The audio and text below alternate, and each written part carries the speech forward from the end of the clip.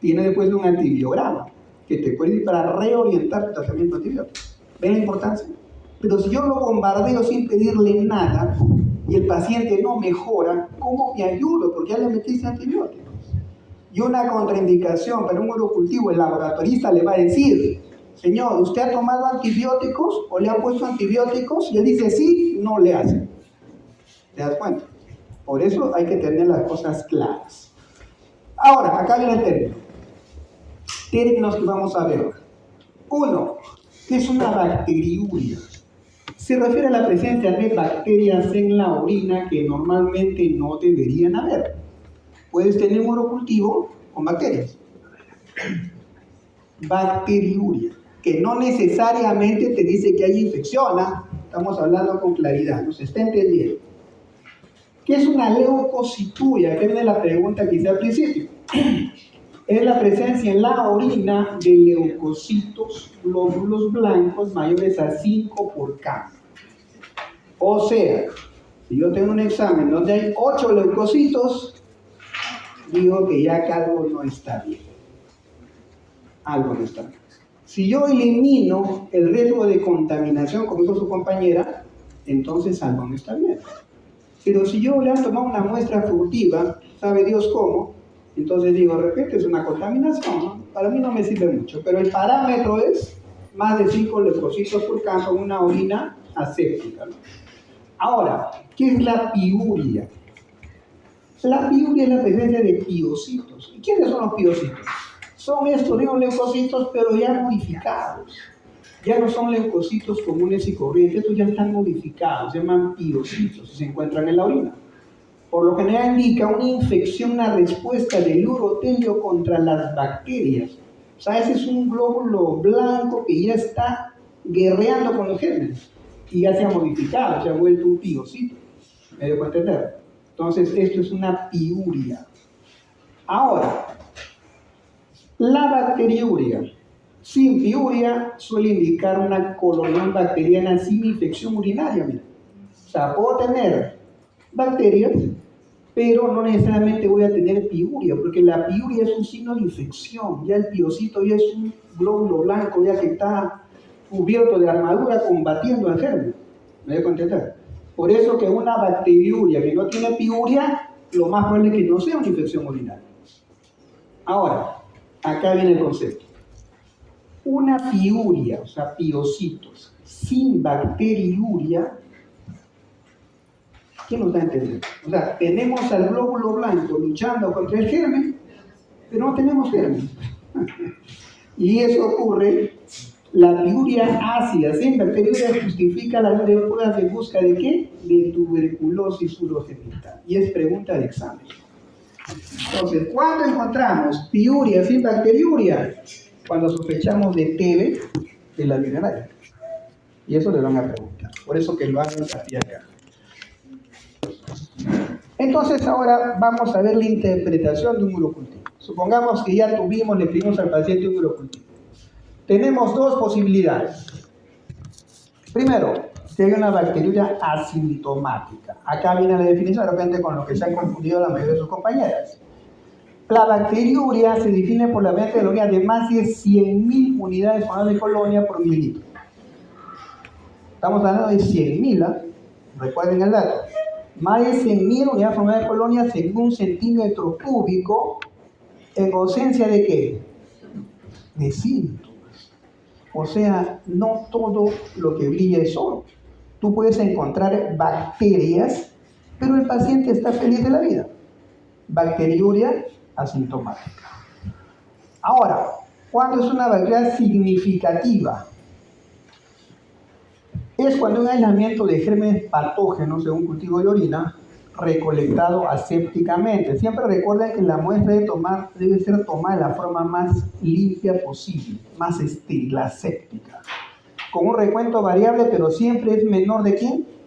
De 100.000 unidades de colonia. O sea, en este caso, como es menor de 100.000, ya no hablamos de una bacteriuria asintomática, no notamos que es una bacteria pero significativa, ¿no? O sea, no pasa los 100.000, pero está cerca. Punto de corte.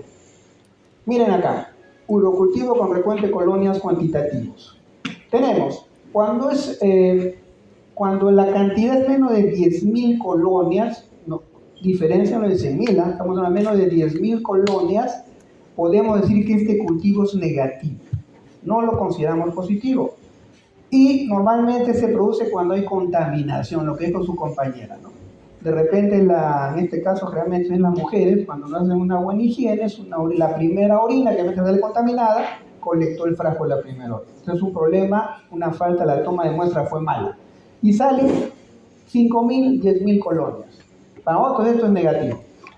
Ahora, un cultivo dudoso, cuando tienes entre 10.000 y 100.000, ¿no? Acá viene la duda. ¿Es negativo o es positivo? ¿Qué está pasando?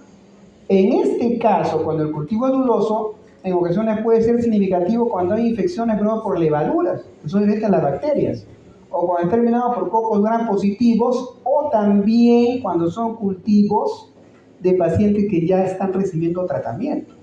Por eso que se recomienda idealmente tomar la muestra de orina antes de darle antibióticos. Pero si el paciente ya recibió antibióticos, pueden salir cifras por debajo de 100.000 colonias. Y nos implica, o nos quiere decir que este paciente ya está siendo tratado. Por eso que no sale una cifra importante sobre 100.000 colonias. Cultivo dudoso. ¿Y cuándo es significativo? Cuando supera las 100.000 unidades de colonias por mililitro. Y esto es una probable infección urinaria siempre y cuando la clínica lo diga así. ¿Está claro? ¿Alguien lo entendió? Bueno, creo que la mayoría. Miren acá, este es un cultivo, ¿ven? Ya esto lo ven en el laboratorio. Y las infecciones por levaduras son causadas por un crecimiento excesivo de levadura cándida. ¿Y qué es la cándida? Un hongo que puede estar presente en un cultivo y nos da unas cifras dudosas, ¿no? Entonces, normalmente este hongo a veces vive en el cuerpo, en el organismo, a nivel de la zona genital y sale en el cultivo y nos da una cifra que no supera las 100.000 colonias. Hay que tener presente eso a la hora de interpretar resultados. Ahora, acá viene el tema, ¿no? Acá entramos en materia. Siempre recuerden que la clínica es mandatoria y los cultivos solo son para confirmar o desmentir lo que pensamos. Entonces, siempre vamos a pensar en infecciones urinarias del tracto inferior, infecciones del tracto superior. Cuando hablamos del tracto inferior, principalmente estamos hablando de la vejiga. Y cuando hablamos del tracto superior, lo estamos refiriendo a los riñones. Y esto hay que aclarar. Entonces, una cistitis, ¿qué implica? Cuando el compromiso involucra principalmente ¿a quién? A la vejiga. Viene el término cistitis, vejiga. Y describe un síndrome clínico caracterizado por disuria, o sea, ardor al orinar, polaquiuria, que orina cada rato, micción imperiosa urgente. Esta es la definición del tenesmo, ¿ya? Cuando hablamos de tenesmo vesical, por eso le tienen que preguntar al paciente. Obviamente no le va a decir, pues señor, ¿usted tiene tenesmo? El paciente dirá, ¿quién me está dando piedras?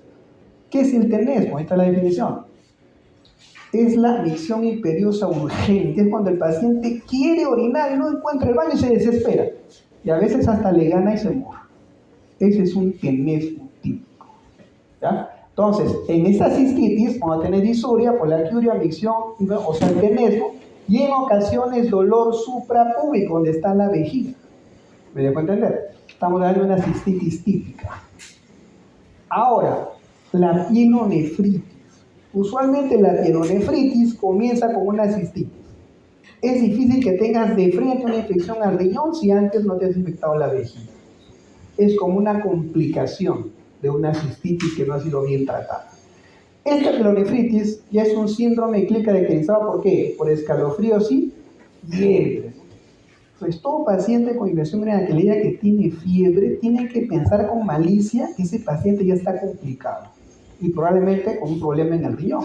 Y cuando tiene una pielonefritis, ustedes le hacen la maniobra de Giordano, que no es el puño de percusión, no le metan un puñete, le hacen el Giordano y va a hiperextender la curva porque ya tiene dolor, ¿no? Entonces tenemos dolor lumbar y tenemos fiebre.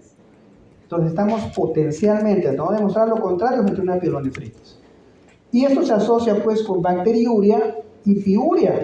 están mezclados. Y es una combinación que comprende principalmente al riñón.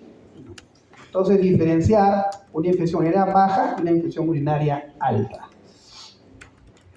Ahora, y vamos a incidir en eso, ¿no? En relación al estado anatómico funcional de las vías urinarias, el estado de salud del huésped.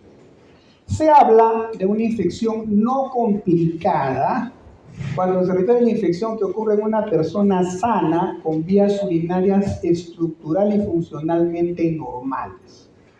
O sea, quiero creer que todos acá son relativamente normales. Todos son sanos, entre comillas, porque sano dicen que no hay. Sano es el enfermo que ignora su condición. Pero supongamos que son sanos acá todos. Entonces, si ustedes agarran una infección urinaria por etc. razones, tengo que pensar que están en este grupo, ¿no? En una infección no complicada, porque no tienen factores predisponentes o que puedan complicar. Pero hablamos de complicada cuando se asocia con factores que aumentan la probabilidad de adquirir bacterias y por lo tanto disminuyen la eficacia del tratamiento. Complicada. Por ejemplo, un paciente hospitalizado, ¿cierto? Cuando hablemos de prostatitis, ojo, vamos a ver y vamos a diferenciar que usualmente un varón no debe tener infección urinaria. En cambio, la mujer puede tener hasta 3 veces al año y es normal, más si tiene actividad sexual. O sea, no es para decir, uy, esta mujer está enferma. Para hablar de infecciones recidivantes, vamos a ver qué cantidad de episodios tienen el año demostrados sin poner con cultivos positivos. Pero el hombre no. Si a un hombre le encuentras un cultivo positivo, de por sí, aunque sea él, pero que aprende está bien ahorita, le encuentra un cultivo positivo, es una infección complicada, porque él es hombre. ¿Me dejo entender? En cambio, si le hago a ella, normal. Más si tiene por ahí sus travesuras, entonces decimos que no pasa nada. Pero en él no. En él no puede tener infección urinaria. Ojo, el sexo es importante. Entonces, ¿qué factores agregados hay? Las vías urinarias presentan anomalías en su estructura o funcionamiento, ¿no? Eso hay que evaluar. El huésped se encuentra inmunocomprometido a veces, estamos hablando de la complicada. La bacteria presenta mayor virulencia o resistencia a los antibióticos o la combinación de varios otros factores. Estos factores agregados pueden complicar una infección para que se llame complicada. Ahora, ¿cuáles son los factores de riesgo para contraer una infección urinaria complicada? Ya les dije que sea hombre, solo que sea hombre. Es un factor ya de complicación. Niños, los niños no deben tener infección urinaria. También es un factor a tener en cuenta para tener complicada. Una infección en un hospital es un factor de riesgo para infección urinaria complicada. Un paciente que está con una sonda permanente también tiene un factor para infección urinaria complicada. Cuando hay alteraciones funcionales o estructurales de la vía urinaria, un paciente que tenga, por ejemplo, un doble uréter, o que tenga un doble sistema pielocalicial, o que tenga de repente un ureterocele, que después veremos qué es, estos pacientes también tienen más riesgo de urinaria complicada. Cuando la vía urinaria está obstruida, por ejemplo, en pacientes prostáticos, que no pueden orinar bien, o cuando tienen un cálculo enclavado en uretra, están obstruidos. En mujeres embarazadas, un factor de riesgo. En pacientes diabéticos, otro factor de riesgo. Cuando son inmunodeprimidos, cuando tienen enfermedades de daño neurológico, ¿no? Vejigas neurogénicas, en esos que han tenido fracturas a nivel vertebral de la columna, pueden tener vejiga neurogénica, es un factor de riesgo. Cuando no responden a un tratamiento inicial, cuando tienen recaídas o cuando tienen infecciones recurrentes, sobre todo a nivel de la infancia en los niños. Entonces, recordar, todos estos factores de riesgo van a darnos una idea de qué cosa puede estar complicando a ese paciente. Pregunta del ENAM del año 2005. Decía la pregunta 14. El diagnóstico de laboratorio de infección urinaria a partir de una muestra por chorro medio de orina se establece determinando el crecimiento de, miren acá está hablando de una infección, dice de una muestra del chorro medio. Cuando hablamos de chorro medio, siempre la toma de muestra se recomienda cuando tú vas a pedir un urocultivo, sobre todo, se le dice al paciente, usted va a llevar de primera la primera orina de la mañana, o sea, la vejiga almacenó la orina toda la noche y esa primera orina va a ser la que usted va a llevar, se va a aguantar un poco. La primera parte, o sea, el chorro lo llevamos en 3 partes, ¿no? Chorro inicial, chorro medio y chorro final. El chorro inicial usted no lo va a colectar, eso va a dejar que vaya por el inodoro. En la segunda, en el chorro medio, recién pone el frasco estéril. Y eso está diciendo acá, ¿no? Dice, bueno, a partir de una muestra por chorro medio, o sea, teóricamente la muestra está bien tomada. Dice, se establece el diagnóstico determinando el crecimiento de, ahí vienen las alternativas. A ver, analicen, de acuerdo a lo que hemos hablado, ¿cuál sería la respuesta correcta? ¿Por qué no la A? Porque es por litro. Por litro, ahí lo quieren agarrar. Y la cambio la C habla por mili, ¿no? Entonces ya tienen un punto. ¿Ves? Eso le van a preguntar. Otra pregunta más. Pregunta 120, es de Elvira, los de Elvira son más malévolos. Dice, ¿cuál de los siguientes pacientes no presenta un factor de riesgo para tener disfunción complicada? Lo acabamos de ver. A ver, ¿cuál es? Lean bien antes de aventarse.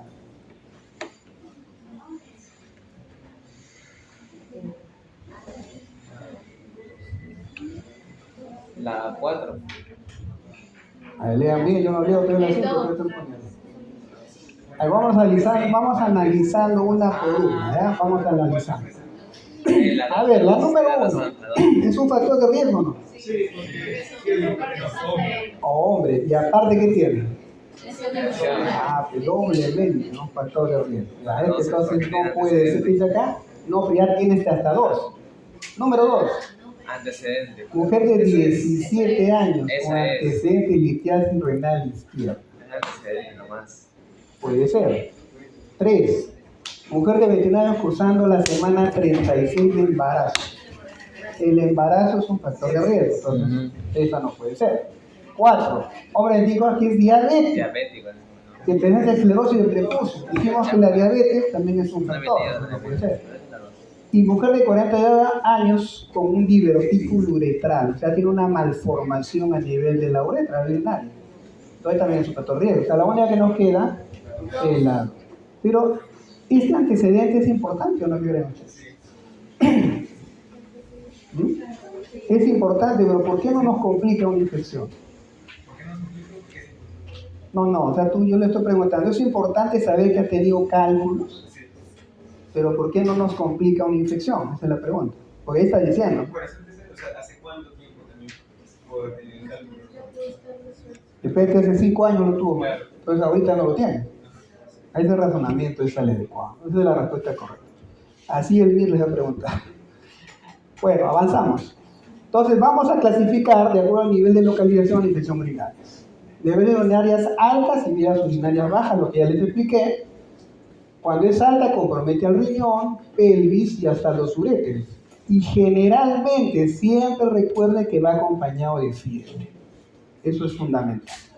En cambio, las urinarias bajas comprometen bien a la vejiga, puede también ser a la próstata o a la uretra, y usualmente no presentan síntomas generales. ¿Qué síntomas generales podrías tú preguntarle a un paciente? Bueno, fiebre ya dijimos, ¿qué más? ¿Tú? Bueno, fiebre, escalofrío, lo mismo, pues. ¿Qué más? ¿Qué más podría tener? Síntoma general, dice, o sea, con un síntoma general que es un síntoma que lo tienen varias enfermedades, en general, ¿no? Puede ser náuseas, malestar general, todo eso puede tener, entonces estamos hablando de eso, pero en este caso, cuando es urinarias bajas, no vas a encontrar eso. ¿Me das cuenta? Los síntomas van a estar localizados a su vejiga. Te puede dar disuria, te puede dar polacturia, te puede dar tenesmo, pero ahí nomás. Pero no te dice, mire, ¿sabe qué? Ayer estuve con escalofrío. Porque la gente a veces ni sabe lo que es la fiebre, ¿eh? Dicen, ayer tuve fiebre. Y le digo, ¿se tomó la temperatura? Algunos ni termómetro ni, no, pero estaba caliente. Otro, ¿se tomó la temperatura? Sí, ¿cuánto tenía? 37. ¿Eso es fiebre? Entonces hay que indagar bien, porque a veces se confunden los test, ¿no? Que dicen, no, si tuve 39, pues ni vuelta a quedar, estaba febril, y encima había escalofrío, sudoración fría, estás confiado. Entonces, siempre recuerden este dato, las que son altas y las que son bajas. Pregunta del ENAM. Dice, Puérpera de 12 horas. Puérpera, o sea, ya dio a luz. Agudo. Que venta fiebre y puño percusión lumbar positiva. Examen de orina dice piuria, bacteriuria. ¿Cuál es el diagnóstico probado? Pielonefritis aguda. Miren, ¿ah? Puérpera, 12 horas. Que venta fiebre, puño percusión lumbar positiva. Ante las alternativas, ¿qué puede ser? Pielonefritis aguda. ¿Ah? Alta, bueno, es alta, pero. Es alta, pero ¿qué? ¿Cuál es? Pielonefritis aguda. Vamos a ver si qué dice acá. ¿Ves? Se nota que no se han dormido. Así le van a poner tan sencillo, fácil, ¿no? Acá el día de examen se olvidaron todo. Factores predisponentes en las mujeres. A ver, acá todas las chicas, atención. Es mucho más frecuente en mujeres sin edad fértil. ¿Por qué en edad fértil? Porque ya tienen actividad sexual. Ese es un factor de riesgo, ¿eh? Ojo. Siempre, a veces vienen las mamás, les digo, bueno, de experiencia, con sus niñas de 15 años, que tiene una infección urinaria. Entonces yo estoy obligado a decirle, le pregunto, ¿no? A la chica, a veces cuando está la mamá no hablan. A ver, señora, déjame un ratito con la niña. Y le pregunto, ¿ya has tenido relaciones? Una vez. Es un factor de riesgo. Después entra la mamá, ya tú le das a tu mamá, yo no hago eso. Pero les pregunto, el otro día tuve un paciente, un venezolano, ¿no? Cuento. El otro día parecía que estaba en Caracas, yo más veneco de tenía ahí en Guayana. Viene un venezolano con su papá, chico tenía 20 creo que. Y lo traía el papá todavía, no era, ¿no? Entonces estaba así pues todo con su corte, ¿no? Moderno, su arete acá, su tatuaje por acá, todo pues dijimos veneco pirañón. Entonces agarra y le digo, oye, ¿por qué vienes? Me han salido unos granitos abajo. Granitos abajo. Entonces a veces en vez de decirle, ¿y dónde es? ¿Por dónde es? Mejor, a ver, te voy a examinar, ¿eh? Señor, papá, ¿no? Que tienes 20 años. Señor, salgo un ratito y hablo con él. El tipo tenía 20 años. ¿Y dónde tenían los granitos? En el ano. Lo pongo en posición maometana y tenía verrugas genitales. Ahora, ¿cómo llevan las verrugas al ano? Pónganse a pensar. No se va a contagiar en el baño, que en el inodoro, ¿no? Entonces le pregunto, dime, ¿tú eres trans o no? Así, ¿eres gay o no? Así, yo soy tu médico. ¿A ti tienes sexo anal? O sea, en otras palabras, eres pasivo, porque te dan. Y me dice, una vez me han intentado, pero no lograron penetrar. Y ahí fue donde lo infectaron. ¿Se dan cuenta? Ahora luego le digo, ¿sabes qué sale? Y tú explícale a tu papá, porque yo no lo voy a explicar. Tenía verrugas ahí y bueno, tienen que cauterizar. Pero así van a haber pacientes, entonces tienen que saber más o menos ustedes ver, indagar las causas, ¿no? Entonces, yo sé que no se puede haber infectado pues en un baño, sino que ha tenido sexo contra natura, entonces tengo que yo ya maliciosamente ir por el punto. Bueno, entonces, estamos hablando de mujeres. ¿Por qué la mujer tiene una uretra más corta, ¿no? Y tiene una vecindad entre el perineo y la región uretral, o sea, la uretra está cerca al ano. ¿Me dejo entender? A ver, siempre les pregunto esto a los alumnos y siempre se van de cara. Le voy a contar acá lo que están durmiendo. A ver, tú que has dormido hace rato, que recién te despierto. ¿Cuánto mide la uretra femenina? En promedio, a él le estoy preguntando. Un aprox, ¿cuánto crees? 3 o 4, creo. ¿Cuánto? 2, 3 o 4, algo por ahí. 7 centímetros. A ver, tú que eres mujer. Mucho. ¿Cuánto mide la uretra femenina? No sabes, no opinas. A ver, ¿quién sabe por acá? A ver tú. 4 más o menos. ¿Cuánto medirá, a ver tú que eres mujer, la uretra del varón? 20 a 25. Variable, ¿no? ¿Tanto? Es variable, ¿no? ¿Cuánto es la uretra masculina? ¿Ah? Variable, ¿sí o no? ¿Cuánto es la uretra masculina? ¿Ah? Depende, variable, ¿sí o no? Está mirando al espejo. Miren, la uretra masculina más o menos está en un promedio de 18 centímetros. 40, dice. A ver, no se dan huevo con nadie, tranquilo. Comparado con la uretra femenina, que puede ser entre 3 a 5 centímetros, 3 a 5, y el hombre 18 a 20, dependiendo pues de su envergadura. Entonces, esa uretra más corta hace que la mujer tenga más riesgo de infección. En cambio, el hombre con 20 centímetros es más difícil que un germen se recorra 20 centímetros, en cambio de 3 centímetros, imagínate. Y lo otro que pasa es que cuando hay una relación sexual, ese pene barre de ano hasta vagina. Pues ustedes tienen una idea, ¿no? Entonces arrastra todos los coliformes y la pobre mujer se infecta. Por eso que es un factor de riesgo. Ahora, generalmente pasa en niñas, ¿no? A veces cuando no tienen una buena educación, sobre todo la mamá, no verifica cómo se limpia las heces después que ha defecado. Lo ideal es que lo haga de adelante para atrás, a la espalda, pero bueno, lo hacen hacia adelante. Lo agarran y jalan hacia la vagina. Otro factor de contaminación. Ahora, el reflujo vésico-ureteral. Normalmente, la orina se produce donde en el riñón, ¿no es cierto? Baja por los uréteres y se deposita en la vejiga. Pero por alguna razón a veces la orina que llegó a la vejiga regresa al riñón a través del uréter. Eso se llama un reflujo vésico-ureteral. Y como ustedes comprenderán, cuando la orina llega a la vejiga, ya se contamina. La vejiga tiene un epitelio que también ya tiene algunos gérmenes. Entonces, esa orina que está ya infectada y vuelve al riñón, imagínense los problemas que le va a traer. ¿Me dejo entender? Eso es en otra clase. Estamos ahorita hablando de infección. Después te voy a explicar. Ahorita no me preguntes porque nunca voy a terminar. Entonces, este reflujo es más frecuente que en niñas, o sea, en mujeres. Y predispone a mayores tasas de infección urinaria.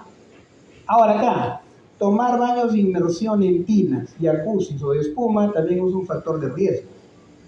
Sobre todo estamos hablando en mujeres. La actividad sexual favorece el intercambio de gérmenes, de bacterias. El uso de espermicidas, ¿no? El uso de condones no lubricados lesiona el epitelio vaginal y por lo tanto lo predispone a infecciones. También es un factor de riesgo.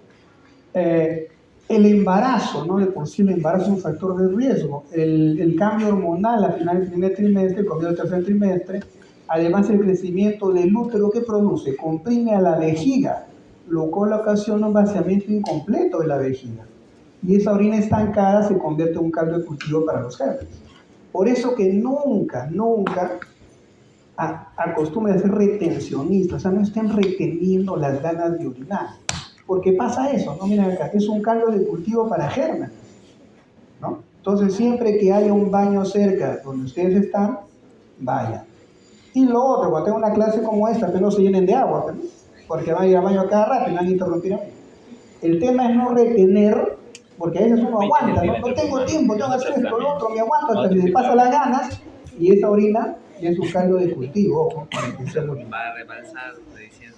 Y lo otro, Va a rebalsar. hay algunos que ya hacen una retención Tenemos voluntaria, 20 hay centímetros chicos de uretra, pero- que es cultural. Generalmente esto ocurre en niños, ¿no? Es frecuente que el niño varón, el niño, o sea, varoncito, ¿no? Está con el papá, la mamá, y le tiene ganas de orinar. Hay un árbol ahí, orina con un perrito. Entonces el niño va y orina. Pero a tu hija, si quiere orinar, no la vas a mandar al árbol, ¿no? Entonces ya culturalmente, no, de repente la van a mirar, o entonces aguántate un poco. Entonces las niñas se comienzan a aguantar. Por eso que las mujeres tienen una vejiga más grande que la del varón. Culturalmente estamos modificando la anatomía del ser humano. Acá viene el tema, los microorganismos patógenos urinarios. Eso es pregunta de examen, ya estés a ojo cerrado, esto le van a preguntar siempre. La Escherichia coli es una bacteria gram negativa perteneciente a la familia de enterobacterias. ¿Qué que son enterobacterias? ¿Por qué son enterobacterias? ¿De dónde vienen? ¿Por qué se llama E. coli? Coli, ¿dónde viene E. coli? Del colon, ¿no? Entonces tiene un origen enteral, es una enterobacteria. Pero esa enterobacteria que viene del colon se mete al riñón, se mete a la vejiga, imagínate. ¿O cómo será? Entonces, esta es la causa más grande de infección urinaria en general. O sea, acá no hay pierde, en general. Recuerda el 85% de infecciones extrahospitalarias no complicadas y el 50% de infecciones intrahospitalarias complicadas, la Escherichia coli. Y las infecciones intrahospitalarias se deben además a otros gérmenes, como la Klebsiella, el Enterobacter, Nitrobacter, Serratia, en fin, todas las demás bacterias que pueden haber. Y acá también miren esta bacteria de acá. ¿Cómo se llama? El Enterococcus fecalis. ¿Dónde está el Enterococcus fecalis? ¿Dónde cree? ¿Por qué dice fecales? Es de la En las heces, pues.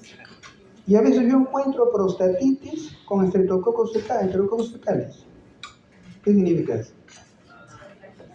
Que practica sexo contra natura. Y es un factor de prostatitis. Y eso le digo al paciente, y ellos se sorprende. Bueno. Ahora, miren acá. El 95% de casos de infecciones de tracto intestinal son monomicrobianos, o sea, solo tienen un germen causal. Pero hay un 3 a 5% que son polimicrobianas, tienen más de uno, de eso de acá. Es decir, presencia de 2 o más gérmenes, ¿no? Por lo cuanto, más complicado de tratar. Pregunta Telegram. Dice, ¿cuál es de la gente que va más frecuente con una tracto intestinal de niñas?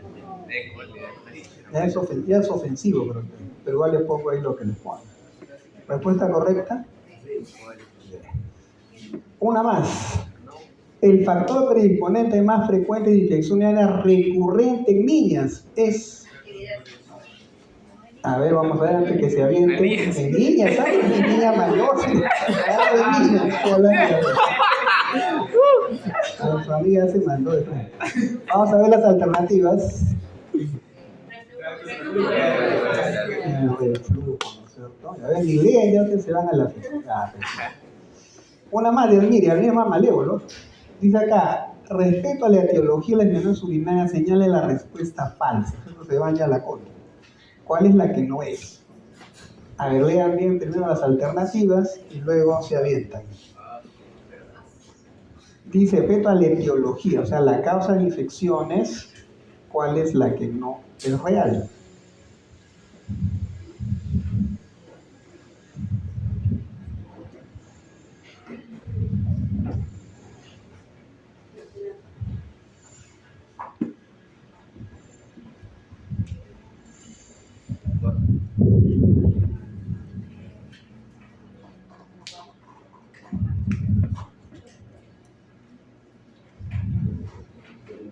Todavía no falsa. ¿Cuál es la falsa? A ojos cerrados. ¿Ah? A ver, vamos analizando. Bueno, vamos de frente, ya usted sabe cuál es la respuesta. Acá. La E. coli.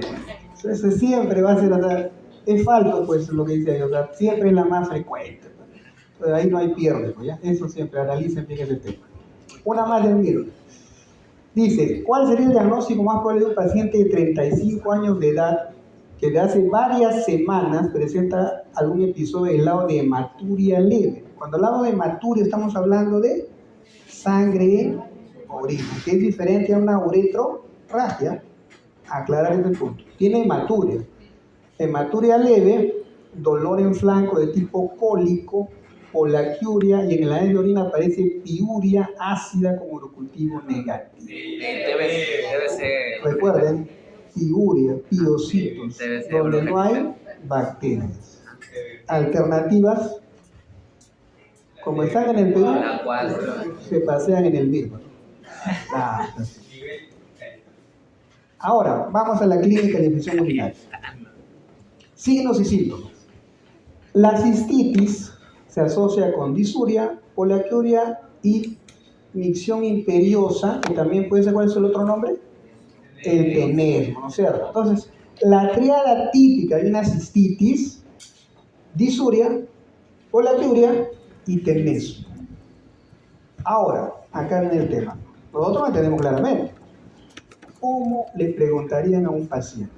A ver tú, haz de cuenta que estás con tu paciente ahí y dice, doctora, vengo porque tengo infección urinaria y tú sospechas de una cistitis.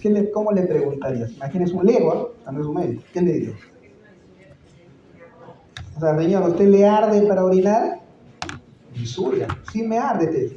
Dos, ¿qué más le preguntaría? Pero, ¿cómo le preguntaría? O sea, si usted va a orinar a cada rato, más o menos le hace un intervalo, ¿no? ¿Cada cuánto va? ¿Cada 15 minutos, media hora? A veces los pacientes dicen, no, voy cada 3 horas, pero es polaquiuria cada 3 horas, eso no es polaquiuria. Y dicen, no, voy cada media hora, cada 5 minutos, polaquiuria. ¿Y qué es lo otro? ¿Cómo le pregunto? El tenesmo, ¿cómo le digo?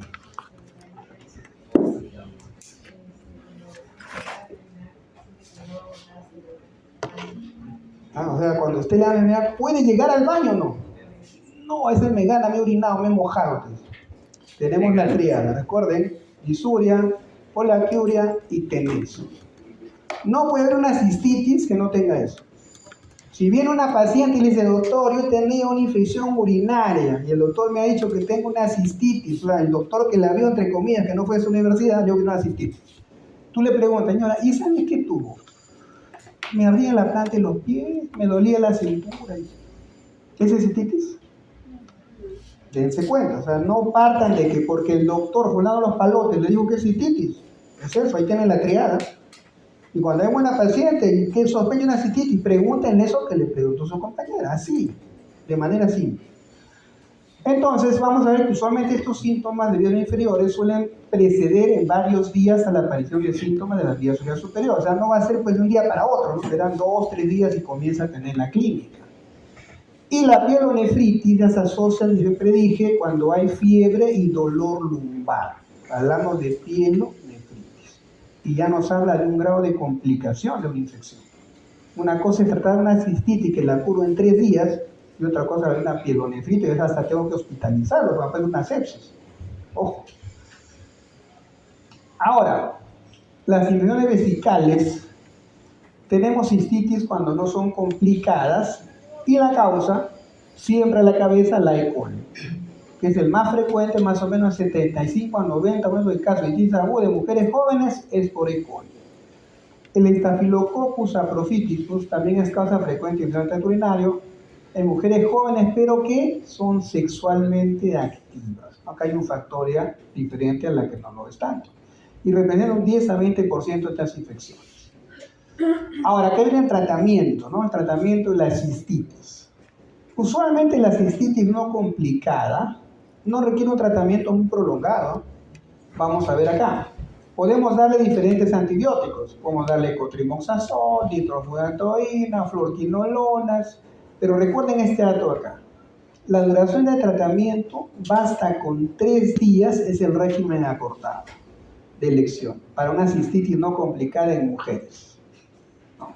Entonces, en una mujer con cistitis, 3 días de antibióticos, sí, pero cada 12 horas, 3 días, curada. No hay que darle más. La nitrofurantoína se recomienda en mujeres embarazadas. Bueno, eso vamos a hablar después, todavía no te adelantes. Estamos acá hablando del régimen acortado. Pero si es de una cistitis y no es mujer, estamos hablando de un varón que ya es complicada, estamos hablando por lo menos de 7 días. No hay tratamiento cortado en el varón. Y se considera siempre, recuerden, como un área complicada, solo por ser varón. Ahora, la bacteriuria sintomática. Encontramos un cultivo positivo y el paciente no tiene ninguna molestia. Es un diagnóstico microbiológico basado en el aislamiento cuantitativo de bacterias en una muestra de orina obtenida de manera aséptica. Siempre recuerden, la primera orina de la mañana, chorro medio, con una higiene previa y con un frasco estéril. Entonces, si esta orina ha sido tomada de manera aséptica, entonces es un paciente que no tiene signos ni síntomas compatibles con una infección urinaria. Recuerden eso, ya hemos visto cuáles son los signos y síntomas. Porque puede ser un paciente, lo frecuente, y esto van a encontrar, que viene siempre que tiene infección, viene por dolor de cintura, tiene una lumbalgia y para él es el riñón, eso no es su caso. O viene porque le pesan los pies, se le hinchan las piernas, le quema la planta en los pies. Eso no tiene nada que ver con síntomas urinarios. Entonces seguimos pensando que es una bacteriuria donde no hay signos ni síntomas, que no son como una infección. Ahora, el tratamiento, acá viene el tema controversial. ¿Cuándo tratamos y cuándo no? Este tratamiento depende de la población y de su riesgo de evolución adversa y debe evitarse el sobretratamiento antibiótico necesario de la bacteria sintomática. Y esto frecuentemente lo veo generalmente en mujeres ya posmenopáusicas. No vienen mujeres entre 50 y 60 años a la consulta y me traen un urocultivo positivo. Me dice, me ha visto el doctor, el internista, y me ha dicho que venga con el urólogo para que me trate. Me ha hecho este cultivo. Yo le pregunto lo que ya ustedes saben que no son los síntomas de una cistitis. ¿Tiene usted disuria?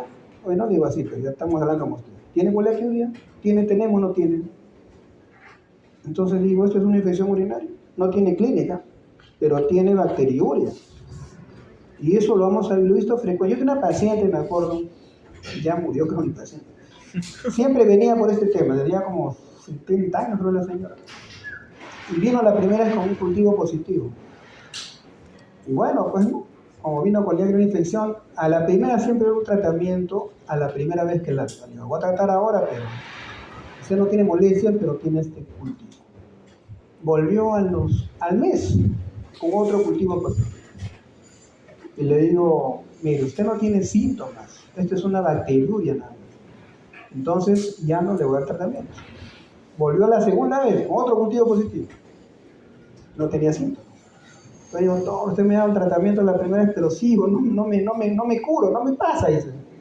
Entonces le expliqué que la vejiga puede estar colonizada por bacterias, pero son bacterias que no te están agrediendo. ¿Me dejo entender? O sea, están tapizando la mucosa vesical, pero no te agreden. ¿Cuándo te agreden? Cuando se meten o se van a la sangre y te complican.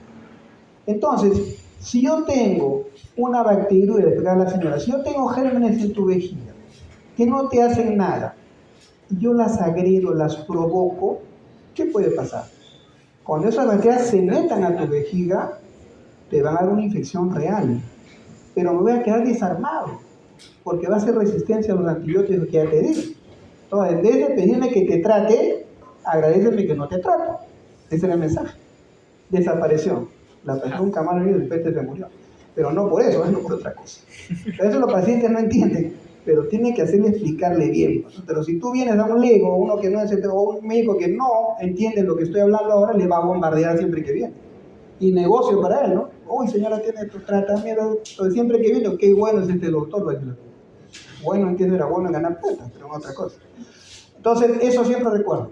Ahora, en mujeres embarazadas y pacientes que serán sometidos a intervenciones urológicas, el tratamiento se considera apropiado.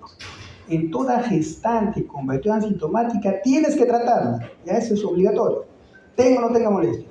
En pacientes que se van a operar de problema urológico, un prostático, por ejemplo, que tiene una bacteriuria, tienes que tratarlo, porque es un factor de riesgo, ¿ya? Pero normalmente no se trataría, pero en estos casos sí, estamos obligados a tratar.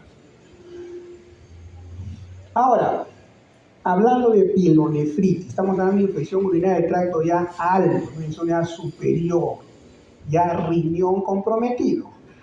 ¿Cuál es la etiología? Cuando son infecciones extrahospitalarias, siempre no hay pierde, la E. coli. Más del 80% de las unidades extrahospitalarias es por E. coli. De ahí vienen los demás gérmenes. ¿Cuál es la clínica de la viruela? Porque acá viene lo que justo les explicaba. El paciente presenta dolor lumbar, pero el dolor lumbar, ojo, siempre pregunten eso. La gente viene, no, me duelen los riñones, dice. A ver, señor, ¿dónde le duele? Acá. ¿Ese riñón? La gente viene así. Otro, no, me duele acá, y si no ya ni sumando la espalda. Eso es lumbar. Y dice, me duele acá en la fosa renal, eso es otra cosa. Eso es una lumbar. Entonces, tienes que saber cuál es el dolor en la fosa renal y practiquemos el signo de Giordano. Mira acá. No es que le agarro y ¡pum! Le meto la no, pues ese puño, eso es un puñete, ¿no? Un puño de percusión. Este es Giordano, sean más elegantes. ¿Qué hace Giordano? Agarra la manito así, con la parte cubital, un golpeo. ¿Sí? Suave, ¿no? ¿Y cuál es el signo? No es que, ¡ay, me dolió! No. El paciente hace esta hiperextiende la columna. Hiperextiende la columna. En cambio, si le metes un puñete, ¡ah! Va a decir otro que me se va a quejar. Este ni se queja, solamente hace la reacción por el dolor. Ese es el examen que deben practicar cuando hacen ustedes un examen para ver una pielonefritis. Entonces, este paciente va a tener fiebre, y eso es mandatorio. Fiebre con escalofríos, y puede presentar también problemas, síntomas neobajos, como una disuria, una polaquiuria, todo eso puede tener. Pero lo que le agrega la complicación es la fiebre. La duración clínica, más o menos un par de semanas, si es que no le hace un tratamiento, y en el anciano, o sea, en pacientes de la tercera edad, puede cursar solamente, miren, con un síndrome confusional, o sea, no necesariamente con síntomas ya urinarios. El paciente puede estar confundido, desorientado, y ya no está dando una idea que algo tiene. un malestar general, dolor abdominal, hay ocasiones la fiebre es muy escasa, nomás son síntomas generales, ojo en los ancianos, ¿ya? Tener ese detalle. Y también van a encontrar un examen de orina cilindros leucocitarios. Cuando hablamos de cilindros, estamos hablando de un problema de tipo nefrológico, compromete al riñón. Entonces vamos a encontrar eso, estos siempre son patológicos, y nos hablan de un compromiso tubular o glomerular que implican una patología renal. Entonces recuerden, Giordano, ¿no? Es provocado por el golpe del borde cubital de la mano con un lumbar dependentado agachado hacia adelante. Y el paciente hiperextiende la columna. Ese es Giordano. Ahora, con respecto al tratamiento de las peritonitis agudas, siempre la primera línea en la actualidad, las fluoroquinolonas, es el gold estándar. ¿Cuáles son las fluoroquinolonas? Cipro, Levo, ¿qué más? Moxi, ¿no? Es lo más moderno, Moxi, el más caro, ¿verdad? Entonces comenzamos con un Cipro. Ahora, paciente a veces le das también a veces los pacientes ya conocen unos medicamentos porque ya se lo han recetado. Yo a veces le digo, paciente, a ver señor, viene con dificultad por inhalar, le voy a restar tamsulosina. Entonces eso ya me han dado. Entonces ya tengo que darle otra cosita. Entonces siempre lo veo primero. ¿Han usado medicamentos? Sí, me dieron la tamulolina, no sé ni cómo. A la tamulolina, ya. Entonces no, ahorita no va lo mismo, porque decir, vengo para lo mismo. Entonces le doy ya una doxazosina. Entonces ya el paciente se va contento, ¿no? Porque dice que todo sabe, me da otra cosa. Es lo mismo, ¿no? Aunque el efecto es el mismo, ¿no? Pero esos son los pacientes. Entonces la fluoroquinolona es el gol estándar, estas fluoroquinolonas.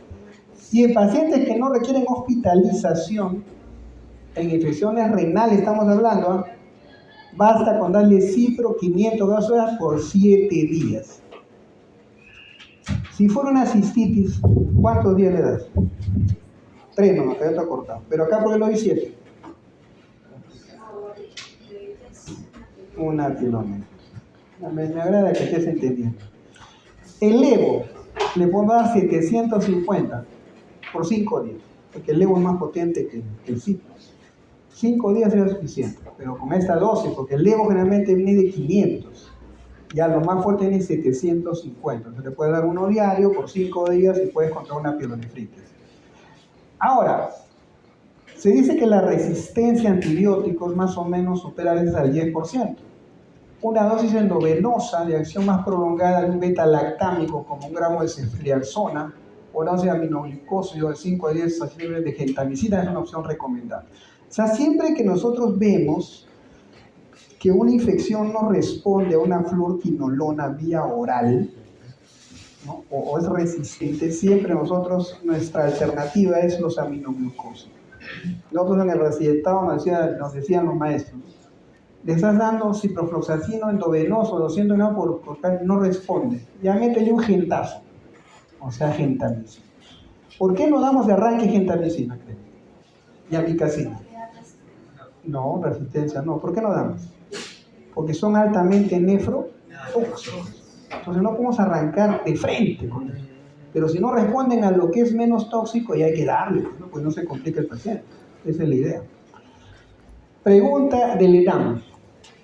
Dice, mujer de 23 años de edad con disuria desde hace 4 días. Recibió una dosis de cotrimoxazol sin mejoría.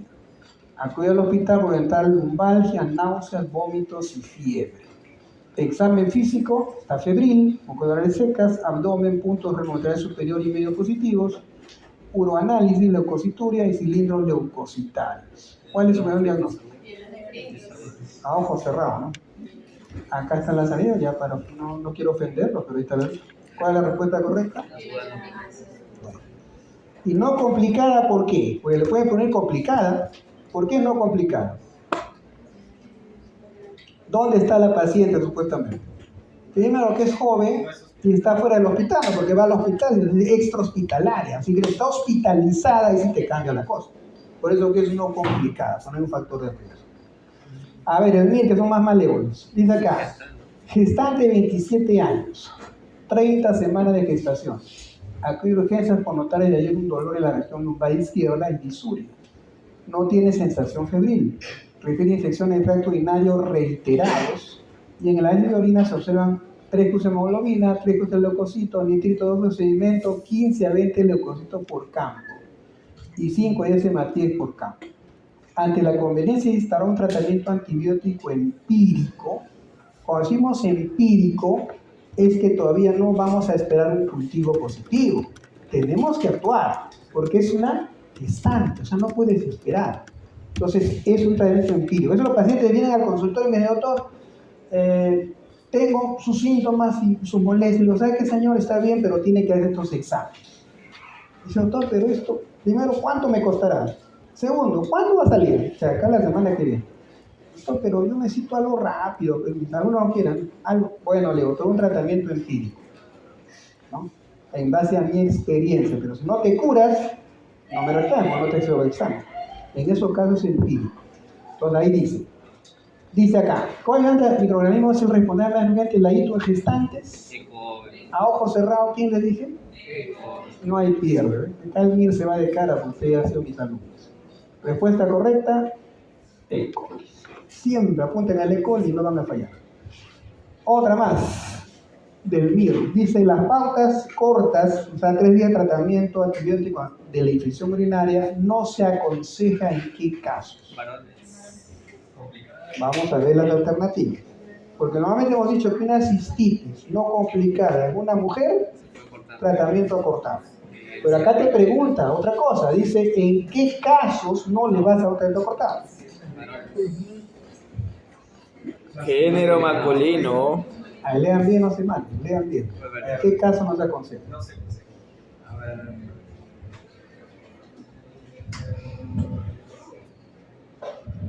Pues protios, ¿no? Frega, no, pero 3 días no. Sí, es de acuerdo que nos han enseñado. ¿Ah, sí? ¿En qué caso no le dan solo 3 días? Masculino. A ojos cerrados. Porque se evalúan los otros, ya se van a confundir. Claro, pues el ser hombre ya de por sí es complicadísimo. Entonces, ahí le apuntas. Ahora, acá vamos al tema de las gestantes. Un factor de riesgo, el más importante en la infección urinaria en el embarazo, ¿ya? Recuerde, es la infección urinaria.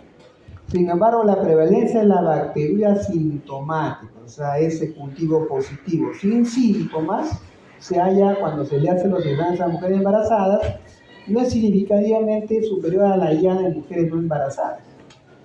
Ojo, o sea, esto le van a preguntar. O sea, en una gestante, comparado a una mujer no gestante, por ser gestante no tiene más episodios de bacteria asintomática. O sea, el embarazo no la predispone a tener bacteria asintomática, eso es lo que está diciendo acá. La bacteria asintomática es una complicación, o sea, más frecuente del embarazo, sí. Y de no ser tratada aumenta la incidencia de un factor de riesgo para una pielonefritis aguda. ¿Y qué produce eso? Bajo peso al nacer y amenaza de parto pretérito, que es lo que más complica. Entonces, para evitar esa complicación, mejor trato, aunque no tenga síntomas. Entre el 60 y 75% de las mujeres que experimentaron pielonefritis durante el embarazo adquirieron la enfermedad durante el tercer trimestre. ¿Recuerdan eso? En el tercer trimestre, hay mayor factor de riesgo de producirse una infección urinaria. Y también cuando tenían este tercer trimestre, ¿por qué predispone más a la infección? ¿Por qué? Porque produce una éstasis de la vía urinaria. O sea, el útero cuando crece comprime a los uréteres y la orina comienza a estancarse en el riñón. A eso le hablan de una hidronefrosis, que es orina en el riñón pero en cantidades anormales. Y en la éstasis es que no circula bien la orina. Entonces es un factor de riesgo en el tercer trimestre para que sea más prevalente una infección urinaria. Y la bacteria asintomática en gestantes, ¿qué puede producir si no la tratas? ¿Qué es el RPM? Ruptura prematura de membranas, amenaza de parto pretérmino, prematuridad, retardo de crecimiento intrauterino. Además puede conllevar insuficiencia renal gestacional. Miren todos los riesgos a que nos puede llevar una bacteria asintomática que no es tratada. La etiología, como dijimos, y acá no hay pierde, el responsable más del 85% de estos casos son bacilos gram negativos, siendo el más frecuente la E. coli, que son habitantes del tubo digestivo. En presencia de bacterias en la orina de una embarazada con ausencia de síntomas clínicos, Digamos, es una bacteria asintomática porque no hay síntomas. Y los factores de riesgo para una bacteria asintomática en una gestante es el bajo nivel socioeconómico, aumenta cuando es mayor la edad gestacional, cuando nos acercamos al tercer trimestre del embarazo, más frecuente en mujeres que han tenido varios hijos, multíparas, también frecuente cuando ya hay diabetes gestacional y cuando hay presencia de células drepanocíticas también. Recordar que el 30% de esas bacterias asintomáticas no tratadas evolucionan a pielonefritis aguda. El 60-70% de estos casos de pielonefritis son presencias de bacteria asintomática, para que vean la relación entre la bacteriuria y la pielonefritis. Y la pielitis aguda durante el embarazo asocia al aumento de la mortalidad perinatal y la prematuridad. Criterios diagnósticos siempre hay que hacer un cultivo sistemático de cultivo entre las semanas 12 a 16, eso es como yo despistaje, y se identifican 80 gestantes con bacteria asintomática. ¿Y cuál es la interpretación? El cultivo positivo tiene que tener más de 100.000 unidades de colonias por mililitro de un solo germen uropatógeno signo clínico de infección urinaria. Esa es la definición de una bacteria asintomática en una gestante. Y hablamos que es positivo cuando hay más de 100.000 colonias, significativo cuando es más de 25.000 y negativo cuando es menos de 25.000 unidades de colonias por mililitro. Y el examen de orina se encontrará un aumento desde el pH, bacteriuria y leucocituria, además de las colonias de germen que se han formado. Tratamiento en la bacteria asintomática en las gestantes, hay que recordar que hay antibióticos que no se pueden dar, eso es lo que me estás preguntando. Acá está el esquema de lo que sí le puedes dar. Entonces el tratamiento dura una semana, y acá no hay tratamiento acortado, ya que un esquema acortado formas recidivas con mucha frecuencia, que es un tratamiento por lo menos de una semana. Entonces el tratamiento de una cistitis como primera opción le puedes dar la amoxicilina más ácido clavulánico, la cefuroxima o la cefixima, ¿no? Pueden ser alternativas. 7 días. Y si la persona tiene una alergia a los beta-lactámicos, le puedes dar fosfomina tometamol o nitrofurantoína. Está aceptado en la gestación, ¿ya? Entonces, en general, debe evitar este medicamento con dosis única, ¿ya? Sin embargo, esta fosfomicina sí a esta dosis de 3 gramos puede ser una dosis única, solo en este antibiótico, en el resto. Entonces, recomendar además de esto en la persona, en la gesta de cosa, que tome bastante líquido, ¿ya? Y además que se haga una limpieza adecuada del ano, puede defecar siempre de adelante hacia atrás. Se recomienda acidificar también la orina, pues usar vitamina C, todo lo que acidifica la orina previene infecciones urinarias, le recomiendan eso. Y en gestantes con sintomatología clínica evidente, se debe iniciar el tratamiento empírico. O sea, no hay necesidad de esperar todo lo cultivo, siempre partan de eso. Hay situaciones en las cuales tenemos que actuar, y en estos casos tienes que tratar, lo cual no quita que le dejes su muestra de orina para un cultivo, pero tienes que darle tratamiento, porque si no, se te complica eso todo lo que puede pasar en ese recién nacido a la gestante misma. Pregunta del MIR entonces, de 2012, dice, gestante de 27 años, 30 semanas de gestación, acude a urgencia por notar de ahí un dolor en la región lumbar izquierda y disuria, no tiene sensación febril, refiere infecciones del tracto urinario reiteradas, y bueno, eso es lo que lo vimos, ¿no? Sí, se ha repetido. Bueno, la respuesta era la que es pensando. A ver, está acá. En relación a la bacteria asintomática del embarazo, señala la afirmación errónea. A ver, lean eso. Estamos hablando de bacteria asintomática en el embarazo. ¿Cuál de esas es una afirmación falsa, errónea, que no corresponde a lo que hemos hablado?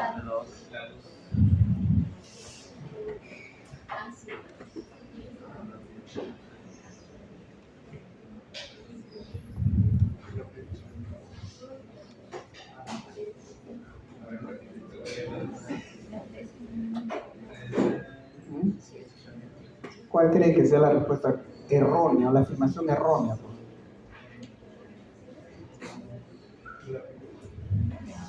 Dijimos que mientras más avanzaba el embarazo había más riesgo de infección. Estamos hablando del tercer trimestre, no puede ser erróneo. La número 2, ¿qué dice? La incidencia periódica clínica en las mujeres embarazadas con bacteriuria aumenta significativamente respecto a las mujeres no embarazadas. Ahí viene el tema. Esa es. De acuerdo a lo que dijimos al inicio, hablamos claramente, ¿no? Ahí es la respuesta. Dice, la prevalencia de bacterias ya de higiene de mujeres embarazadas es netamente superior a la ya de mujeres no embarazadas. Dijimos que no había diferencia. Esa es la errónea, la otra. Una más, respecto a la bacteria sintomática. Decía el error. ¿Perdón? El anterior decía el error y en la 2 también sería porque dice que aumenta. Sí, pero esta es la más errónea acá. Y le vamos a comentar. A la más errónea. Haciendo preguntas y no respóndele a ellos. Acá dice, respecto a la bacteria sintomática durante el embarazo, es la afirmación errónea. Seguimos en lo mismo, es la bacteria sintomática. A ver, léate. ¿Cuál les parece?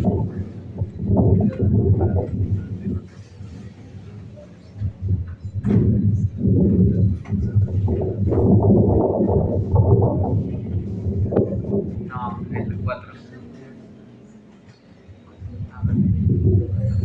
¿Cuál es la correcta? La 4. La 4, ¿por qué?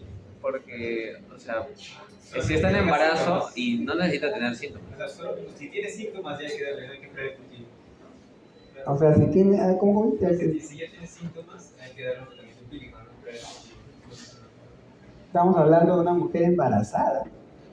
No, no necesita ¿Tiene que haber síntomas o no? Porque con bacterias sintomáticas. No es necesario que tenga síntomas. O sea, basta que tengas la bacteria si tienes que disparar. Entonces, ahí cuál es la errónea, qué es lo errado ahí. Dice, para indicar tratamiento eres con síntomas, dice, ¿eh? Con síntomas, el urocultivo debe ser superior a 10.000 colonias.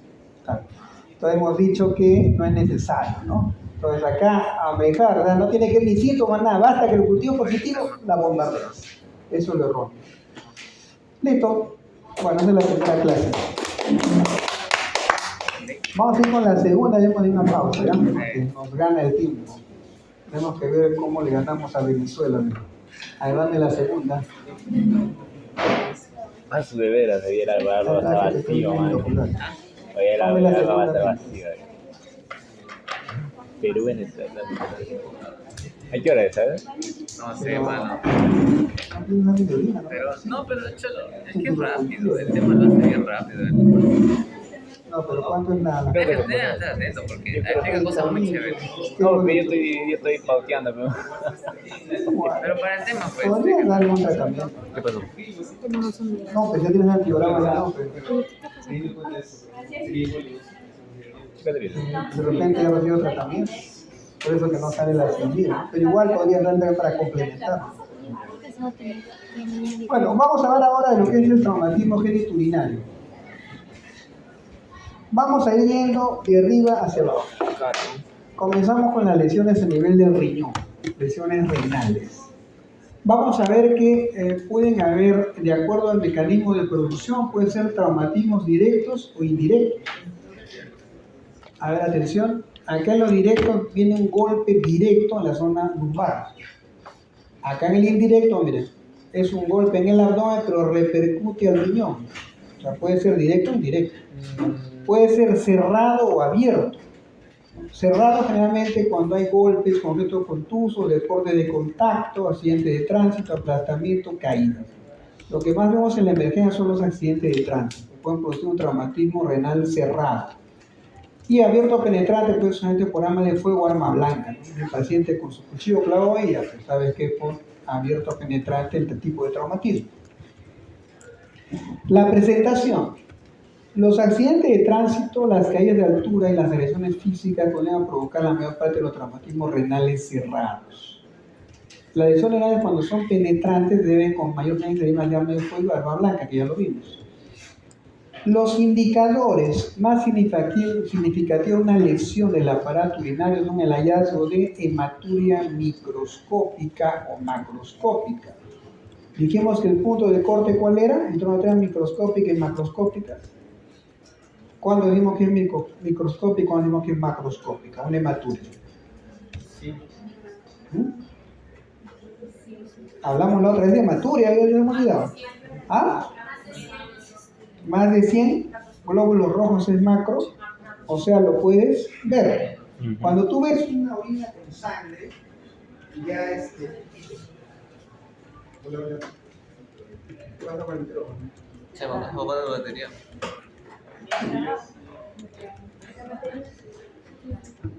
¿Hay pilas? El delegado, Delegado de. Oye, Esteban. Esteban Quito. ¿Ningún delegado? No dejó para ir a la cartuchera.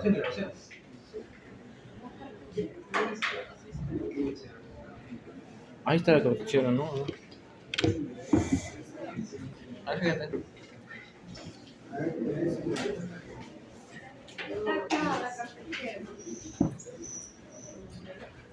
Ese es.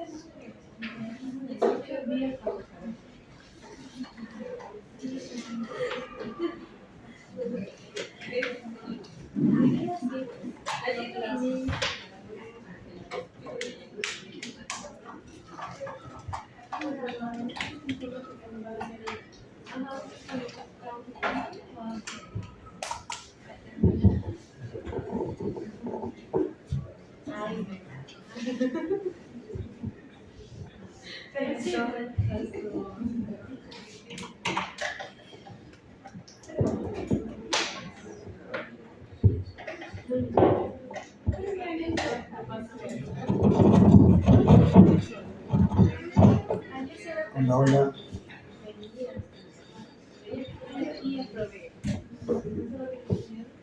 Bueno, ¿me escuchan, no? Sí. Ya. Entonces estamos hablando de la hematuria macroscópica y microscópica.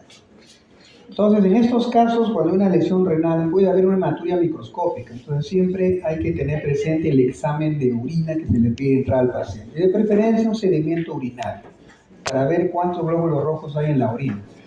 Y esto se va a realizar muchas veces cuando la hematuria es franca, o sea, cuando el paciente está orinando, digamos, completamente con mucho sangrado.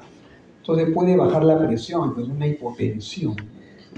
Sin embargo, el grado de hematuria y el dolor lumbar no siempre tienen una relación directa con la magnitud del grado de lesión renal. O sea, un paciente puede tener una gran hematuria, puede tener mucho dolor, pero eso no implica que sea más grave que un paciente que no tiene tanta hematuria ni le duele. Por eso siempre hay que tenerlo claro. No hay una relación directa con la magnitud del problema. Generalmente quien nos ayuda en el diagnóstico es la tomografía, más que la ecografía. Y hablamos nosotros del UroTEM. El UroTEM es la tomografía especial multicore de vías urinarias. Nosotros pedimos una tomografía a nivel de urología, hablamos del UroTEM. Y el UroTEM puede ser con contraste o sin contraste. Usualmente hacemos una tomografía de vías urinarias UroTEM sin contraste para ver cálculos. Suficiente. Pero cuando quiero ver tumores o lesiones por traumatismos, necesito ponerle contraste para ver la magnitud del problema. ¿Ya? Entonces, acá se considera como método de elección para el aparato urogenital en pacientes que sufren traumatismo renal. Siempre que alguna vez ustedes quieran indicar una tomografía o cualquier prueba con contraste, siempre tener presente la función renal. Nunca le deben hacer una prueba con contraste a un paciente sin saber cómo está funcionando su riñón. Por eso, de entrada, generalmente, cuando ustedes hacen una orden de una tomografía con contraste, el centro que le hace la tomografía le va a pedir que le presente una creatinina. Es para ver cómo está funcionando el riñón, pues, ¿no? Si no, el riñón está fallando y le metes el contraste es nefrotóxico, no le puedes dar, entonces está contraindicado. Por eso es importante siempre tener ese detalle. Ahora, si la tomografía indica extravasación del medio contraste en el riñón y lesiones parenquimatosis vasculares, se debe evaluar para una reparación quirúrgica. O sea, si el sangrado o la hemorragia es importante en esta prueba, hay que evaluar si el paciente amerita o no entrar a sala de operaciones para resolver el traumatismo. En el ENAM hicieron una pregunta sobre esto Y decía la pregunta, ¿cuál es el mejor estudio para diagnosticar el traumatismo renal? Entonces, de acuerdo a lo que hemos hablado, ¿cuál sería? Que en vía se llama urotemia. El manejo. El manejo puede ser conservador, o sea, podemos observar al paciente, monitorearlo, estabilizarlo, o puede ser quirúrgico. ¿Ya? Entonces, acá tenemos que ver que usualmente vosotros decidir si esperamos o no, hay que ver la hemodinámica del paciente. Cómo está su presión, cómo está su frecuencia cardíaca, ¿no? Si el paciente puede tolerar una observación o se está descompensando. Ese es el punto de corte para saber cuándo se opera y cuándo no. ¿No? Ya que tenemos las diferentes graduaciones de traumatismo renal, el grado es una contusión renal que puede ser solamente un hematoma subcapsular, un hematoma. El grado 2 son laceraciones menores, una afectación medular profunda del sistema colector. El grado 3 cuando son laceraciones mayores. El 4 cuando hay una fractura, una ruptura renal. Y el 5 cuando hay una abulsión pedicular, o sea, cuando toda la zona de la arteria y la vena que va al riñón se han triturado. Es una abulsión, grado 5. Tratamiento. El objetivo principal del manejo de estos pacientes es de preservar la mayor parte de la función renal con la menor morbilidad posible.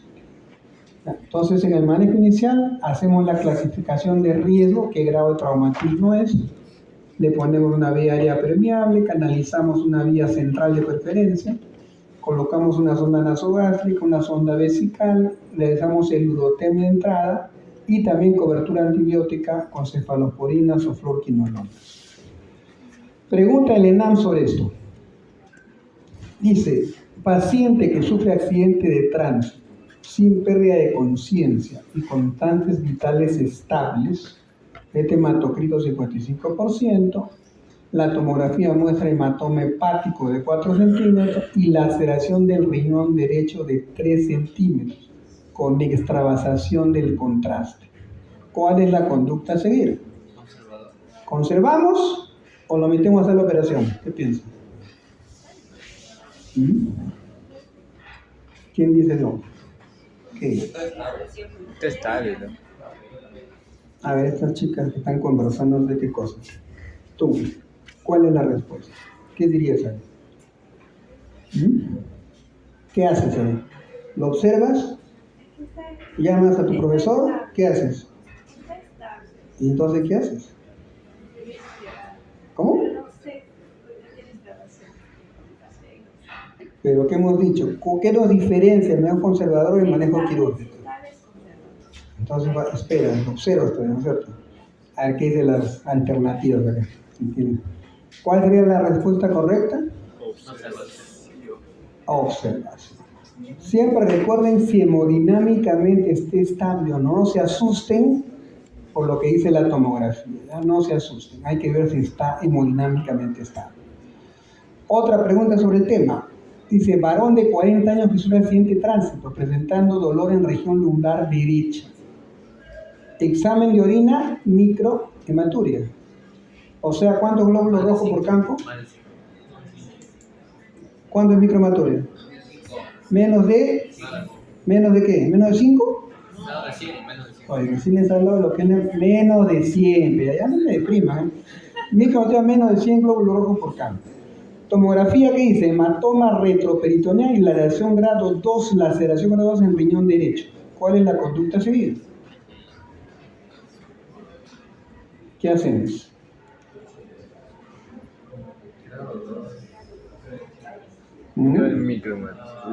¿Cuál es el grado de traumatismo? Acá aplican el grado, no aplican porque no les habla si está en estable o inestable. Entonces teníamos qué grado es, dice grado 2. Tenemos del 1 hasta el 5. Si es grado 2, ¿observamos o lo metemos a sala? A ver, ¿qué dicen las alternativas? ¿Cuál sería la respuesta correcta? Observación. No hay que asustarse, no hay que asustarse. Ahora bajamos, dejamos al riñón en paz y nos vamos a los uréteros. Lesiones ureterales. Traumatismos ureterales, las lesiones de la pelvis renal y los uréteres son poco frecuentes, ¿ya? Más o menos representan el 1% de todos los traumatismos contusos que afectan al tracto urinario. Y las causas más comunes son por lesiones iatrogénicas que tienen lugar durante la actividad quirúrgica. Generalmente los ginecólogos son los que nos causan problemas, ¿no?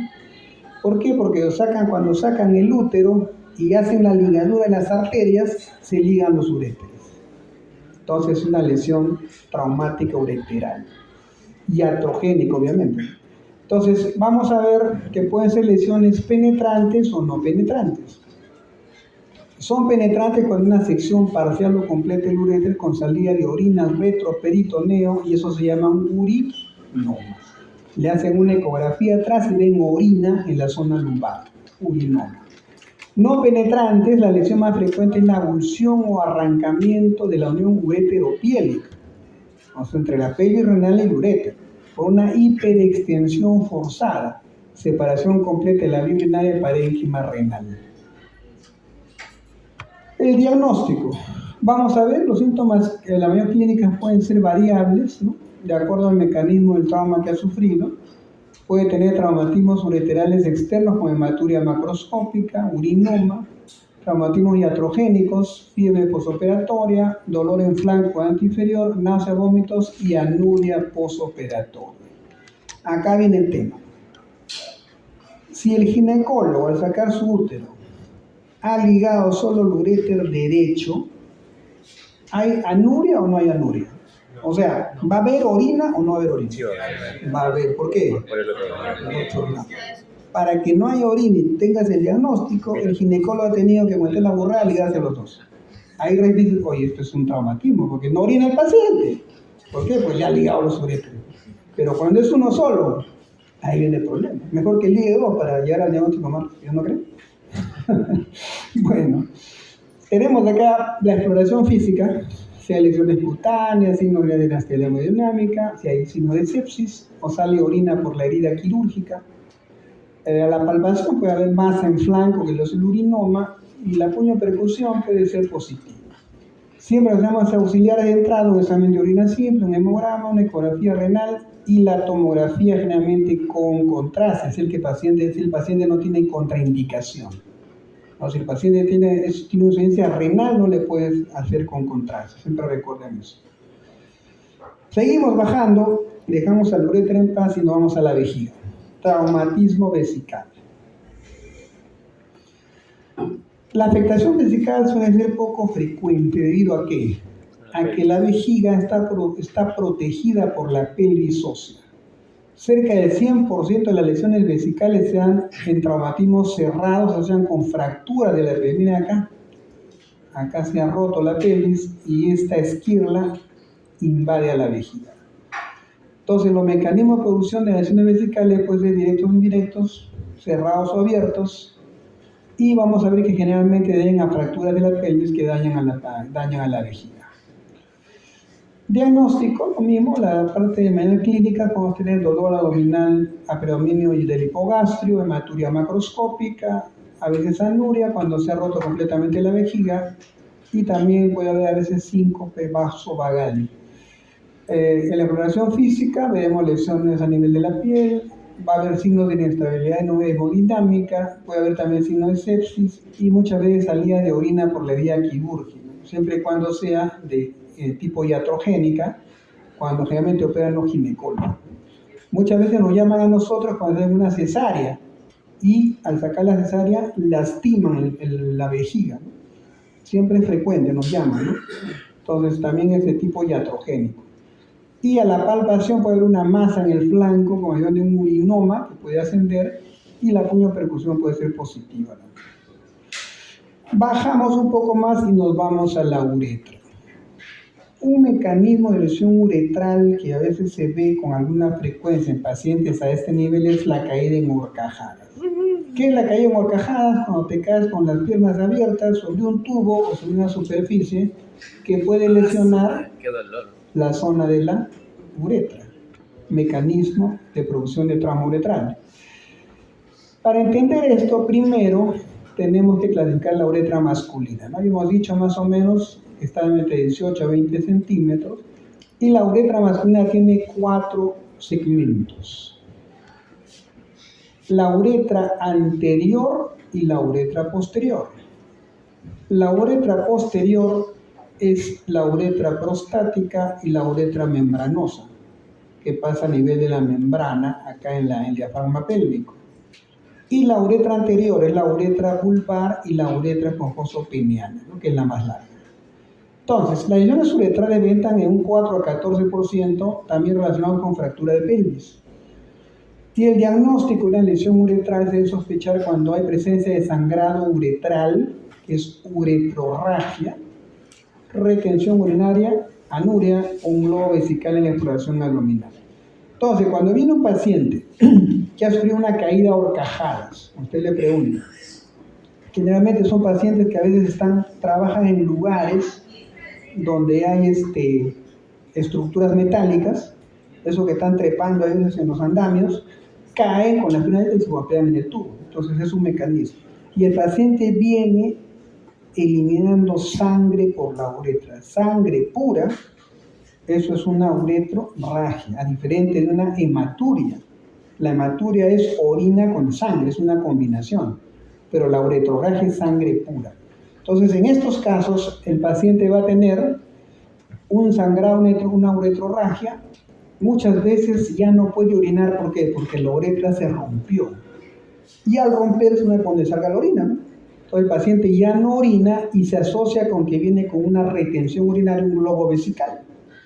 Entonces nos está hablando de una lesión en la uretra. Por la uretrorragia, por la anuria y por el globo vesical.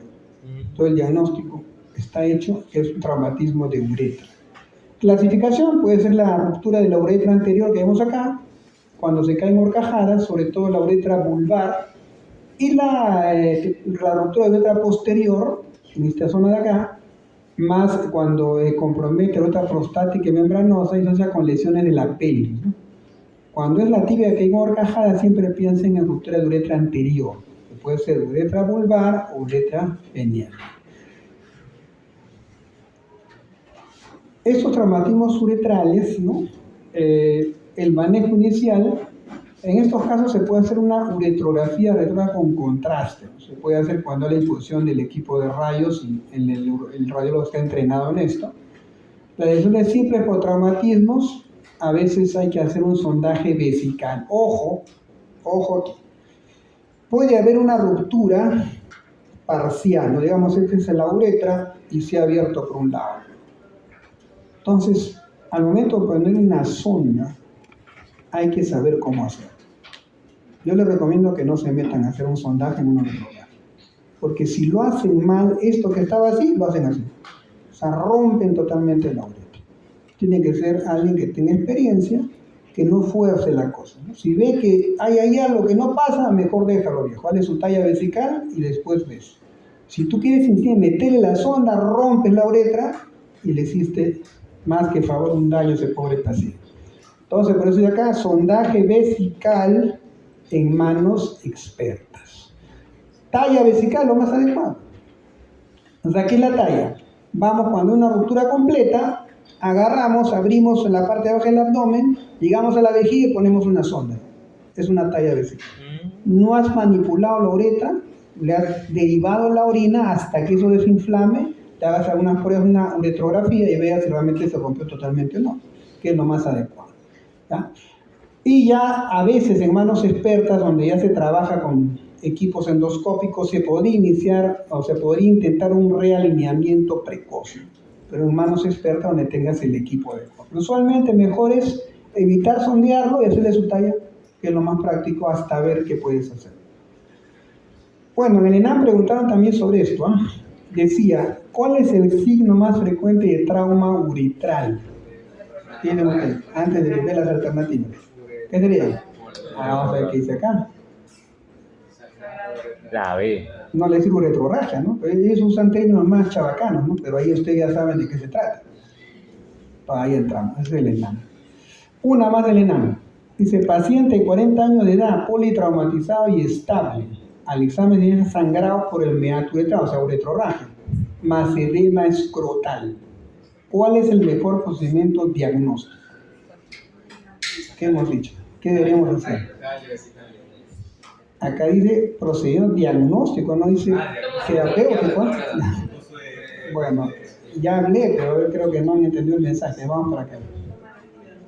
Ortografía, Volví a retroa con contraste, me dije, ¿no? Esa es la respuesta. Una más. ¿Cuál es el tratamiento quirúrgico de emergencia en la ruptura extraposterior? Ya ve, ya acá se sobró, te vas de urólogo. Talla, ¿ves? Ya ahí la chunta. Ahora vamos bajando más y dejemos a la uretra en paz y nos vamos a los genitales, lo que más les atrae a algunos. Vamos a ver acá, y esto sí lo hemos visto en la práctica. Bueno, no, lamentablemente no sé si he puesto las fotos de acá porque tengo varios casos propios, ¿no? Pues uno lo bajo de la literatura, pero creo que no he puesto mis casos, pero hay que ver las fotos. Miren acá, traumatismo de pene. A su madre. Hablamos del término fractura de pene. ¿El pene es un hueso? No. Pero cuando se erecta, es tan rígido que puede fracturarse entre comillas. Por eso es el término de fractura de pene. ¿Qué significa eso? Que un traumatismo de pene se da en erección o con el pene flácido. En erección, ¿no es cierto? Tú sabes, ¿no? En erección. Si no, no puede fractura de pene, ¿no? Y hay gente que dice así, ¿eh? Yo veo, ningún paciente te va a aceptar que se ha lesionado el pene teniendo relaciones o masturbando. Nadie te va a decir. Yo he tenido hasta 2 casos. Y un muchacho, me acuerdo, cuando trabajaba todavía, estaba en la residencia, vino con unas fracturas. Y le preguntamos, ¿y cómo te hiciste? No, estaba en el micro, dice, y una señora tenía una bolsa del mercado y con eso me golpeó. ¿Usted cree que el pene se va a fracturar porque le golpeas con una bolsa del mercado? No te pasa. Nunca aceptó de que estaba en una relación. El problema es cuando el esposo viene con la mujer y se fracturó con la trampa. Más bravo. ¿Qué le va a decir a la señora? Estaba con otro y me fracturé, me estaba haciendo la pose del no sé qué. No. Entonces ellos tienen que decir, no, le golpeé, me caí un bastón. No, entonces no les digo más para que no se maten ahí. Pero ya sabemos que no fue pues en eso, fue en otra versión. Entonces la fractura del pene es una lesión que obedece a la ruptura de la túnica albuginea, la cual envuelve los cuerpos cavernosos del pene. Y lo más frecuente es que se produzca con el pene erecto durante el acto sexual. Un golpe directo en el pene en plena erección podría causar también una fractura, pero cuando esté en una erección. Los pacientes con fractura de pene refieren un crujido chasquido con dolor localizado y de tumescencia inmediata. Miren acá, este pene está torcido, ¿no? Miren acá, este es el cuerpo cavernoso. ¿Y quién lo empaqueta? La túnica albuginea. O sea, para que se fracture, no solamente tiene que romperse la fascia de Buck, también la túnica albuginea que envuelve a los cuerpos cavernosos. Imaginen siempre consigue un jodón, ¿no? Eso que viene protegido con un plástico. Ese plástico como la túnica albuginea. Está empaquetando, al embutido está empaquetando el cuerpo cavernoso. Y ese se tiene que romper para que se produzca la fractura de pene. ¿Cuáles son los grados? Tenemos de 1 a 5 grados. Puede ser una lesión superficial, ¿no? Una lesión cutánea o contusión. Puede ser una alteración de la fascia de Buck. ¿Ya? Aquí hablamos principalmente de lesión de la túnica albuginea. Acá puesto solo Buck, pero la túnica albuginea. Puede también ser una avulsión o laceración cutánea por defecto del glande, del meato o uretra menor a 2 centímetros. Puede venir el pene, de repente la mujer, antiguamente había mujeres que de venganza le cortaban el pene al marido. Pasa esto, le meten el cuchillo y le abren 2 centímetros. No. Estamos en el grado 3. Si el corte fue más de 2 centímetros, ya hablamos de una apendectomía parcial. Prácticamente ya ese pene está a la mitad. Y cuando ya le corta todo, ya pues una apendectomía total. Estos son los grados de traumatismos que puede en el pene. Acá, estas son las fotos. Este es un caso nuestro, que llegó el paciente así. Este también llegó así. Estos ya son de la literatura, pero estos dos lo vimos en la emergencia, ¿no? Y este paciente de acá vino con la esposa, que trabajaba en el hospital. Y vino pues con nosotros. Y yo no estaba solo, dije, no, llévalo a Bravo, chico, que lo operen ahí para operar. Es que también eso es trabajoso, hay que tener siempre a la mano otro especialista. Entre 2 tienes que entrar. le tienes que poner un torniquete acá en la base del pene porque esto sangra horrible. Lo pones ahí, abres y buscas el defecto, lo suturas y recién sueltas. Yo operé uno de estos solo no, pero un cirujano ve solo, trápala, y quedó bien el pacientito. Pero una vez, ya ahora sí con otro colega operamos los pero solo sí me aventé una vez. Trauma de pene, tratamiento, bueno, cuando es una cosa superficial basta pues con aplicarle una bolsa de hielito ahí, cuando no hay ruptura de digamos, túnica albuginea. Cuando hay una fractura, entonces acá sí hay que operarlo de inmediato, esto no puede esperar, tienes que operarlo, ya es una emergencia quirúrgica. Y cuando también es un traumatismo abierto de pene, también hay que hacer una exploración de ligamento conservador, tejido necrosado, y muchas veces se acompaña en muchos casos de una sutura primaria que hay que hacer en el traumatismo abierto. Generalmente lo que va a venir son fracturas de pene, traumatismos cerrados, es lo más frecuente. Luego nos vamos un poco más abajo y nos vamos a los testículos. Traumatismo testicular. El traumatismo cerrado del escroto puede provocar dislocación testicular, ruptura testicular o un hematoma escrotal subcutáneo. Cuando hay una dislocación traumática del testículo, hay una migración extraescrotal de uno o ambos testículos, o sea, sale de la bolsa escrotal a otra ubicación. Se ve principalmente en víctimas de accidentes de automóvil, de tránsito, de motocicleta o en peatones a los que lo atropelló un vehículo. Se produce una ruptura testicular aproximadamente en un 50% de los traumatismos cerrados directos en el escroto. Los grados, el grado 1, una contusión hematoma, grado 2, laceración subclínica de la túnica albuginea, grado 3, una laceración de la túnica albuginea con pérdida de menos del 50% del parénquima testicular, en grado 3. Cuando la pérdida supera el 50% hablamos de un grado 4, y cuando ya pues prácticamente ha sido destruido el testículo, una avulsión, ya hablamos de un grado 5. Cuando ya estamos en grado 4 a 5, en grado 4 hay que sacar el testículo. Ya no queda alternativa. En el grado 3 todavía lo puede salvar, pero el 4 o 5 ya no. El tratamiento del traumatismo testicular, cuando es una contusión, una alteración del testículo, clínica y ecográfica, trata con frío local, hielo, suspensión analgésicos. Cuando hay laceración, la ruptura del testículo requiere reparación quirúrgica precoz, y si no hay ecografía de urgencia ante hematomas que no permitan explorar o alterar, en ese caso se puede explorar, ¿no? Y acá vemos cómo los malos de la alianza casi lesionan a Calcaterra al meterle un puntapié en los testículos. Otro caso, este es ya la avulsión, tratamiento que reduce hemostasis, tratamiento de la herida, graves roturas testiculares formuladas hasta hacer una orquiectomía, sacar todo el testículo. En ambos casos se pueden colocar probablemente prótesis, no hay que asustarse, al menos estéticamente vas a tener un testículo. Este es el torero peruano Andrés Roca Rey, que sufrió pues una cornada donde le laceró el escroto, ¿no? Pero el hombre siguió hasta matar al toro, causante de su traumatismo testicular. Listo.